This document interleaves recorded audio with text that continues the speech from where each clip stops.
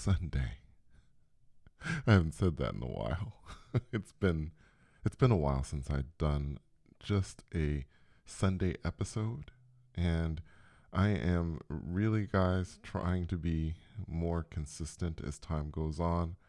Also wanted to let you guys know that I will be having surgery coming up soon here in July, so I may not be posting as often as I have been lately. And that is probably one of the reasons why I am making sure that I post a bit more. So, anyway, that's going to be happening. And if you guys can just send me good energy for this surgery that's going to be on my leg. And for those of you who have been with me for a while, you know that I had a horrible accident, and this is a light at the end of the tunnel. So we'll see what happens. I will keep you guys updated. So let's get right into what I want to talk about today, which is the difference between lucid dreaming, astral projection, and shifting. Now, I don't know that I have to say this, but I still want to say this to be clear with people. This is the difference that I see, and you may feel differently about this. You may have had different experiences, or you may have had similar experiences. But I am simply going over the differences that I have seen over the years. So let's start with lucid dreaming. Lucid dreaming is an interesting thing. When I was 9 years old, and this was right before I had my first astral projection experience, I began having lucid dreams. Now, keep in mind again, for my younger viewers, which I'm thinking there are a lot of younger viewers that view this content, or that listen to me. For the younger viewers, I was born in 1968. And I was 9 around 1978 or so, 9, 10-ish. And back then, we did not have the internet. So I had no way to look up what a lucid dream was. And as a 9-year-old child, it just made sense to me that if you dream, you should be able to control it. Again, this was before I knew what lucid dreaming was. It just, in my brain, in my 9-year-old brain, it made sense that you should be able to control your dreams. So, one of the examples that I've given in the past, and I've actually given in the subreddit of a lucid dream, one of the first lucid dreams I had was when I was in this dream and I saw my best friend at the time in the dream. I believe I was in his apartment. And I simply wanted to, first, I realized that I was in a dream. Now, guys, those of you who are kind of, maybe struggling with trying to have lucid dreams, I don't know how I was able to come to that in my head, because from what I've heard, that's one of the more difficult things to do in a lucid dream, is to come to the realization that you are dreaming. And in my brain, it just clicked. That's all I can really tell you. It just clicked. I was just like, I'm having a dream. Okay, so what can I do? And I saw my best friend, and I just said, what if he was a dragon? So I turned him into a dragon. And I turned him into a dragon just by thinking it. And instantly he was a dragon. And then I turned him right back. And that was that. It was very interesting. Now, one of the elements of lucid dreaming for me is a complete control of the environment. It is a sense that you are in a dream. So, first of all, for those that always have this thing, how do you know you weren't lucid dreaming when you were shifting or whatever? You know the difference inside you. And I don't know why places like the subreddit have started questioning things like this. I mean, how do you know that you're awake at this very moment? you just know, right? You know you're conscious, you know you're awake. How do you know when you're dreaming? Most of the time, because most dreams probably are not lucid dreams, you wake up and you're just like, oh, that was a dream. All right. And when you're in a dream, there's a weird logic that's going on. There are things that can happen that if they happened in the 3D world, there would be a whole different reaction to it. For example, uh, I had just a normal dream, not a lucid dream, where I remember I was in a movie theater and the movie theater was flooding with water and there were little things, I think jewelry or whatever was floating in the water. I don't recall exactly what was there, but I wasn't panicking. And in the 3D world, I would be like, I got to get the heck out of here. I got to run. But in this dream reality, I was just like, okay, there's water running.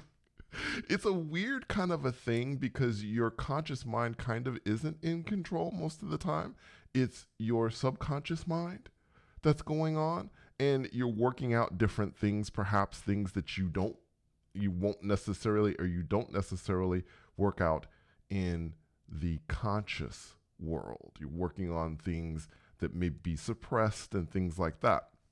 So that is lucid dreaming. Lucid dreaming is taking control of your environment with the realization that you are in a dream. Okay? And you realize, you're like, okay, this is a dream. How interesting. This is what this, I could probably do anything. I could jump off this thing and fly or whatever, but I am dreaming. Okay? Now, let's talk about astral projection and how it's different. So, when I astral project, first of all, I am conscious. So, I am conscious like I am right now talking to you. I'm conscious. I'm just like, okay, this is happening to me. There is no sense that I'm dreaming. This is a whole different thing. And when I say conscious, it's sort of an alternate sense of consciousness. It's sort of an alternate feeling in a way. There is a sense when I astral project that I could go anywhere at any moment. I like to call it a kind of lightness. You feel light. Not only that you could jump up into the air and fly, or think about flying and fly, or think about being somewhere and just being there.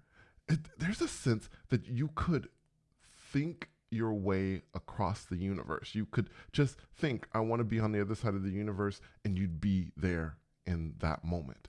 These aren't things that we think of when we're conscious. We don't think to ourselves, I can simply, be somewhere with a thought, or I can jump into the air and start to fly, or I can walk through a wall. And we're not feeling necessarily the sensation as we're putting ourselves through a wall, or putting our fingers through the ground. I'm saying this, or through the floor. I'm saying this because one of the things I did early on, I remember this when I was young, when I was first astral projecting, probably in my teen years, I would not come out all the way from my body.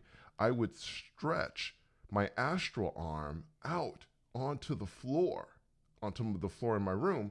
I would kind of rub the carpet. I could actually feel the carpet as I'm rubbing it, and then I would push down and I could feel the carpet fibers and I could feel the floor underneath as my fingers penetrated it, and then I'd pull my fingers out, and then I would come back into my body completely and open my eyes. So that was one of the things I used to do. I don't know, it was kind of like, I like to kind of compare it to if you go to a pool and you kind of dip your toe into the pool to kind of test the water to see what's going on out there. And yeah, you know what? You can feel everything. And then when you put your fingers through the carpet and through the floor, it's weird, guys. It's a weird feeling. And you pull your fingers up and it's like, wow, this is very, very strange. So it's this feeling of lightness, this feeling of being able to fly, this feeling of being able to travel through the power of thought, which is amazing. By the way, I've always given the suggestion for those of you who are astral projecting, flying is great. It's fun. I have a great time with it, but it's not practical. I like traveling through the power of thought. In other words, thinking like, for example, I want to be in, I don't know, Europe or something like that because I live in the United States. Okay, I have the thought and then I'm there in Europe within moments. I can just be there, right? That's much more practical than trying to fly to Europe because, as I have said before, next time you're in a plane and you're flying, look out the window at some random time and just think to yourself, where am I? And without the instrumentation or a GPS, you're probably not going to know where you are looking down, right? So it's not very practical to fly. I think it's more practical to travel through the power of thought. But if you want to fly just to have a great time, then I would recommend it definitely. So let's talk about now the difference between shifting and astral projection. Okay? And shifting is a more recent phenomenon with me. And I've kind of told the story of the shifting thing. Shifting was something of a surprise to me because it just kind of started after the accident that almost cost me my life. And I started having these experiences and I realized that this was nothing like astral projection. So one of the biggest differences for me is that with shifting, between shifting and astral projection, is that when I shift, there is no sense of separation. So let me take you guys through the process. And I've taken you guys through my process before. So I close my eyes, and sometimes this happens fairly quickly, and sometimes it takes longer for this to happen. Sometimes, I would say 10 to 15 minutes is usually the shortest amount of time it might take me to get into that middle space. So I'll lay down, I'll close my eyes, and I might not be completely focused on shifting or doing whatever. It might be in the back of my mind, or I'm just relaxing, and then I'll hit that middle space. And then when I hit that middle space, sometimes I feel like this wave of energy coming that's going to kind of take me away to somewhere else. That's what it feels like to me, like a wave, almost like an ocean wave that's coming, building up, and it's going to just sweep me away. But what usually happens is once I hit that middle space, I'll feel this movement. Sometimes I've joked about this in some of the videos. I talk about feeling like I'm gonna hit the floor because I'll feel myself rolling off of my bed. And I'm like, oh my gosh, I'm going to hit the floor. But when I actually come off the bed, I'll stop and I'll feel as if I'm hovering right above the floor. And then I start to feel this sense of motion. But that isn't the way it always happens. Sometimes I feel like I'm on a platter and I'm moving, one way or another, left or right. Sometimes I'll feel like my legs kind of levitate and move up into the air. And then I'll start feeling that sense of motion flying, upward. Sometimes it'll be my legs will feel as if they angle downwards, and then I'm flying downwards. And sometimes it's just even, and I'll just be flying out. But again, the biggest difference, the thing is, there is no feeling of separation. I don't feel myself separating from my body. It feels as if, excuse me, my entire body is in motion, and it's quite interesting. It really is. It's quite a fascinating feeling. And then so I'm feeling this sense of motion, and then I slow down, and then the darkness lifts, and then I'm in whatever reality I'm in. But again, this doesn't happen this way all the time, although in the beginning that was how it was happening consistently, pretty much on a weekly basis. But then there were other ways that I would shift as well, or I'd be feeling like I was traveling. The other thing about shifting is, remember I talked about with astral projection, that feeling of lightness. That's not what I feel when I shift. I feel like I have a body, like I'm in a body like I am right now as I'm talking to you. That's what it feels like. I feel completely solid. Now, in some of the places I have been to, the laws of physics have been kind of wonky and whatever. You could fly, you could do all these things, but there's a sense or a feeling of weight. It was very interesting. I had an experience once where I had shifted to this place that looked like almost like a high school, and I was kind of flying over it, right? But I was flying in, with the sense of not with the not with the astral sense of feeling light, but feeling heavy, like I actually had a body, and I was flying, and there were these girls, and I I I kind of descended down a little bit, and I lifted one up because she reached up towards me, and I took her hand and I picked her up, and I could feel her weight, guys. I could feel it, and she was a heavy, and I was like, wow, this is interesting. This isn't like Superman. I don't have super strength or whatever. I had to actually really strain to pick this young lady up, and then I kind of just let her down very easily. So it was very interesting. But yeah, it is a sense of feeling solid, a sense of feeling weight. You really feel like you're in the 3D, even though the laws of physics can be completely different. And it's a very interesting feeling. So, those are the differences for me, guys. And this video, these videos are, they just get out of control sometimes. They go longer and longer. I'm at like 16 minutes now. So, I'm going to end it.